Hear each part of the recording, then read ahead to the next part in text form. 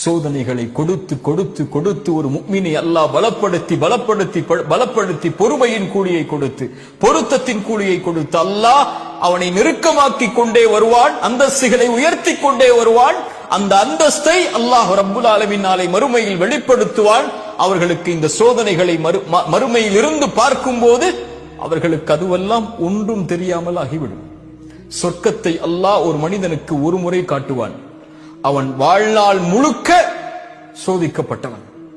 சொர்க்கத்தை ஒரு முறை பார்த்தவன் அல்லாஹ் கேட்பான், உலகத்தில் ஏதாவது நீ சோதிக்கப்பட்டாயா என்று.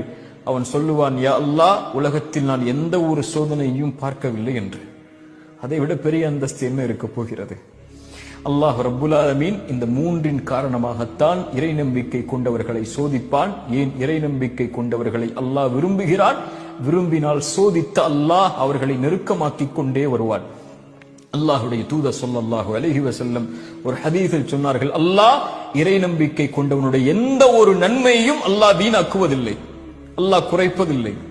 அவனுக்கு இந்த உலகிலும் நலவை அல்லாஹ் கொடுத்து விடுவான், மறுமையிலும் அல்லாஹ் கூலியை கொடுத்து விடுவான். அல்லாஹு அக்பர். உலகத்திலும் அவனுக்கு நலவு கண்டிப்பாக நிச்சயமாக அல்லாஹ் கொடுப்பான். அந்த நன்மைக்கு பகரமாக தீமையை மட்டும் அல்லாஹ் கொடுப்பதில்லை. அதுபோல் அல்லாஹ் மறுமையில் கூலியையும் கொடுத்து விடுவான்.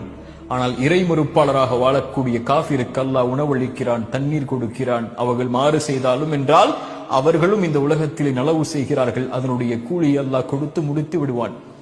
மறுமையில் அவர்களுக்கு கொடுப்பதற்கு கூலி இருக்காது.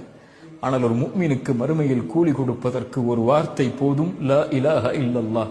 அல்லாஹ் ரப்புல் ஆலமீன் அதனால் தான் சொன்னால், உலகமளவு பாவங்களை சுமந்து நீ மறுமையில் வந்தாலும் லா இலாஹ இல்லல்லாஹ் என்ற வார்த்தை மட்டும் தூய்மையோடு இருந்தால் நீ சுமந்து வந்த உலகமளவு பாவங்களுக்கு நன்மையை தருகிறேன், நான் எதையும் பொருட்படுத்த மாட்டேன். ஒரு முஃமினுடைய கண்ணியம் அல்லாஹ்விடத்திலே அவ்வளவு மேலானது. லா இலாஹ இல்லல்லாஹ்வின் வார்த்தையின் கண்ணியம் அல்லாஹ்விடத்திலே அவ்வளவு உயர்ந்தது. அதனால் தான் அல்லாஹ்வுடைய தூதர் ஸல்லல்லாஹு அலைஹி வஸல்லம் அவர்கள் சொன்னார்கள், யாரை அல்லாஹ் நேசிக்கிறானோ அவர்களை அல்லாஹ் சோதிப்பான், அல்லாஹ் சோதிப்பான். பொருந்திக் கொள்பவர்களை அல்லாஹ் பொருந்திக் கொள்வான்.